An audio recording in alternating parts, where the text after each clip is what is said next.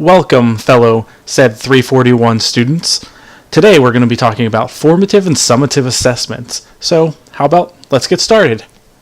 Okay, so as I said before, we're doing formative versus summative assessments. Now, we're trying to talk about how formative assessments intertwine with summative assessments and how effective it is to use formative assessments before summative assessments in a classroom. Now, let's start with formative assessments. So, a formative assessment refers to a wide variety of methods that teachers use to conduct in-progress evaluations of students' comprehension, learning needs, and academic progress during a lesson, unit, or course. Formative assessments help teachers identify concepts that students are struggling to understand, skills that they are having difficulty acquiring, or learning standards they have not yet achieved, so that adjustments can be made to lessons, instructional techniques, and academic support, as by edglossary.org. Now, what I think a formative assessment is that it helps a teacher understand what a student knows, and it gives them feedback so that they can change up their lesson so they understand it by the end of the day. Now, if they don't understand it by the end of the day, they can always go back next day and help them understand. Now, I'm going to give you a couple examples of what a formative assessment are. Let's go there now. Okay, so what I'm showing here is Kahoot.it.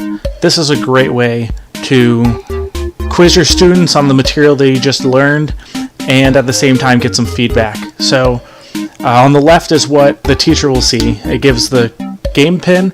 On the right is what the students would see. So they have to put the game pin in. They can use a computer or their phone. So let's try this out. Let's do 270834. Okay, let's enter. Right, nickname. I'll put in James. Right? You can put any nickname you want as long as it's not inappropriate. Some of them get funny. Some people do like Batman or like Robin or something. Just a little comedy in there. Okay, so I have my one student in here. Let's start. So I put 3 questions about the Pythagorean theorem. So the first question is, what in this picture is the value of the missing side? So it gives 3 answers. So these correspond to each part, right? And it gives me 30 seconds to complete the problem. So if I'm a student, I'm like, okay, what's the Pythagorean theorem? I just learned that. That's a squared plus b squared equals c squared. What's 40 squared plus 30 squared? What does that equal? Well, I'm going to guess it's 50, right? So I'm going to go with 50. And I got the right answer. So it gives me an example of who got it right, and if there's more people, say who got it wrong. And it gives a ratio. It doesn't tell the exact student, but if you need to do an example, you can pull the image back up that you just put down so that the students can figure out the answer after it's done.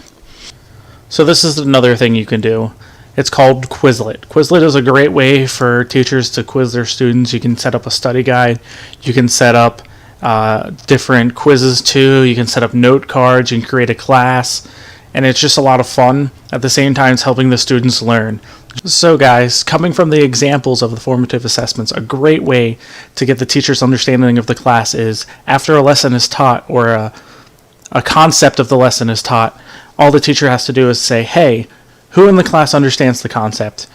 Who doesn't understand the concept? The people who understand, put a thumbs up. People who don't understand, put a thumbs down.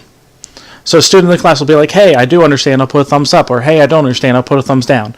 That way, the teacher can know, hey, those students know what's going on, but this student over here doesn't understand. Maybe I should go back and go over what I just taught.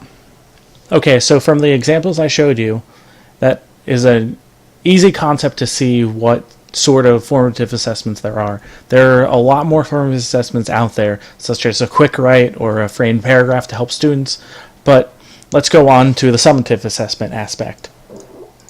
Now, summative assessments are used to evaluate student learning, skill acquisition, and academic achievement at the conclusion of a defined instructional period, typically at the end of a project, unit, course, semester, program, or school year, as by edglossary.org. Now, what I think about summative assessments are that they're a great way to have teachers evaluate the end product of what students have learned. Now, here's examples of summative assessments, as in pictures. The guy on the left looks like he's doing a final project, and the person on the right is filling out a Scantron for probably a test, or the SAT. Now, here's some examples of summative assessments. There's quizzes, unit tests, SAT, ACT, HSA, PARCC test, final project. Just like this is a final project.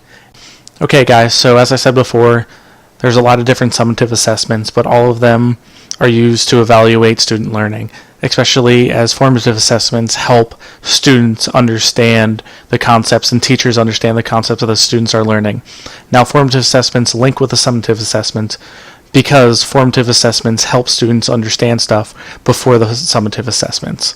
Now, I really enjoyed teaching you guys about this and helping you learn, and I know you guys already know a lot of the concepts already, but this was a great way for me to understand them further, and I hope it helps you understand it further.